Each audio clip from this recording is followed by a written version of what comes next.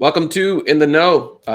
This is an episode where we discuss the reaction to the Pelicans selecting Jordan Hawkins at pick 15. So tune in. 15.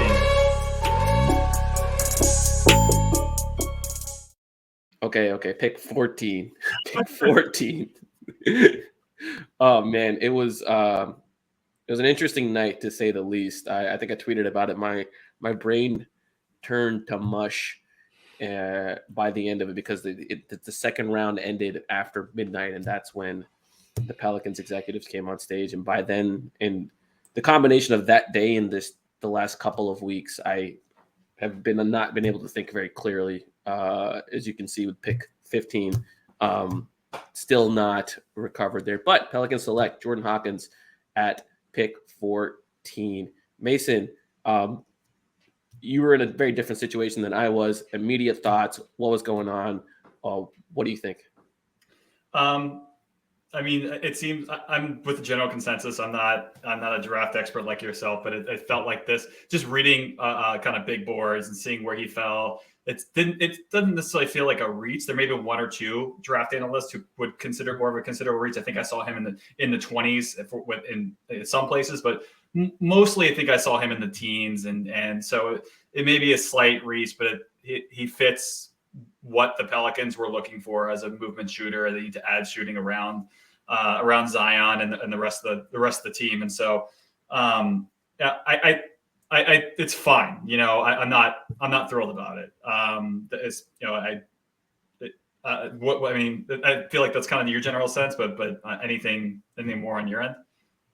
Well, let's just talk about kind of like how the draft played out, and then I think we can talk about the specific reaction. So, the big surprise was Cam Whitmore sliding, projected top 5, top 7 pick or so, slid all the way to 20 to the Rockets. The buzz going around that was his medicals are not good. I tend to think that teams put too much emphasis on poor medicals. I think we heard that about Brandon Clark. He slipped. He's been fine as a player. Obviously, unfortunately, now he's had a pretty severe injury, but I don't think his medicals were related to the injury he just had. Michael Porter Jr., perhaps the most successful example of poor medicals kind of working out for a team that has now won the championship. I think Cam Whitmore, if a team is in the 14th pick range and that kind of level talent has dropped to you, a team should be swinging. They're really, especially a team like the Pelicans that can afford to take that swing because they already have a lot of rotation spots filled, and there's no need for kind of immediate production.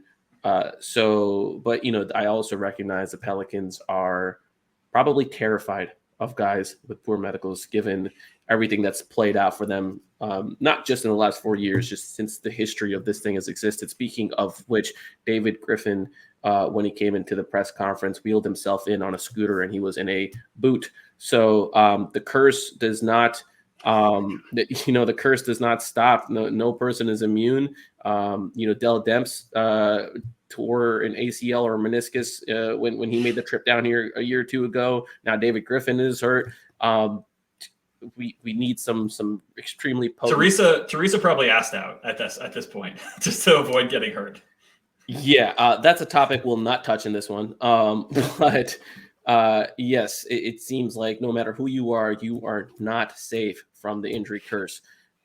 So going back to that, the Cam Whitmore slid, it seemed like for a brief moment that Grady Dick would be available to the Pelicans. Many people were preparing to crack jokes for all eternity. Disappointed that Toronto ended up selecting him. I do think the Pelicans would have been ecstatic had Grady fell to 14, but the Pelicans went with their next best player on their personal big board, Jordan Hawkins, who had a really good workout for them. Has a prior relationship with Swing Cash, who appears to be a big fan of Jordan Hawkins as well, and like you said, is a good fit. An older draft prospect. They took the safe move, which. Given all of the smoke around the Pelicans for the last 2 weeks and the Shams bomb 30 minutes prior to the draft. Oh, the Pelicans met Scoot Henderson in the most recent days. I think relative to the level of noise that was out there, it was a bit of a dull draft night. I think, like you said, the pick is fine. It provides an immediate need, and I think there is some potential for outlier level shooting. I don't think he's a true outlier level shooter, but there is potential that he ends up, he is indeed one, and I think, to me, it's always good to acquire shooting. They're especially with as limited as the Pelicans are in terms of their ability to make free agent acquisitions. Getting someone on a rookie scale contract that can shoot is not the worst idea. Yeah. I mean, for sure. Were there any other? You were kind of, as we're going, you were tweeting out some of the other guys you were looking at as kind of your top picks. Other than Whitmore, which I think we agree, in the middle of the first round, you take the risk, I think. And I mean, look, there are things we don't know. There's the concept of his medicals weren't good is very vague, right? There could be things that are just the scale of red flags is wide, and so maybe it was a good call, right? We can't possibly know that, but any other guys that you would have taken in that spot based on who ended up being available?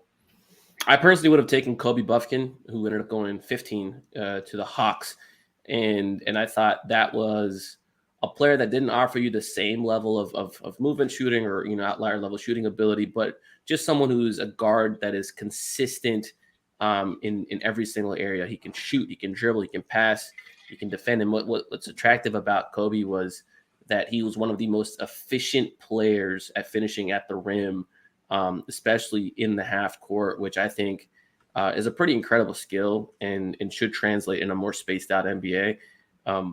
I thought that just in general, philosophically, getting a guy that has multiple pathways to success is a safer bet, to be honest. Ironically, even though Hawkins is considered the safer player, but also the higher upside bet. But because if my concern with regards to Hawkins is if that shot isn't in the 40s from the 3-point percentage standpoint, I think there becomes a question of what kind of value is he providing on the court. So that remains to be seen. Maybe he's a guy that's getting up 10 attempts per game and shooting 38%, which is a perfectly fine percentage to shoot if you're shooting at that volume. I think that creates significant benefits in terms of spacing and gravity, but it remains to be seen. Yeah, makes sense. Yeah, it's a question of is one outlier skill enough?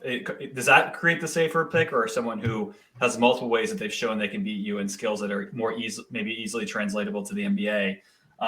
Fair debate topic. But if you had to give the draft night an overall grade, what would you give it? C plus, average. That's average, right? And so that's kind of where I put it. That is exactly where I would put it. So, yeah, I think, that's where we are. That's our immediate reaction. Stay tuned for another video on what we think about Jordan Hawkins' role and fit with the team will be.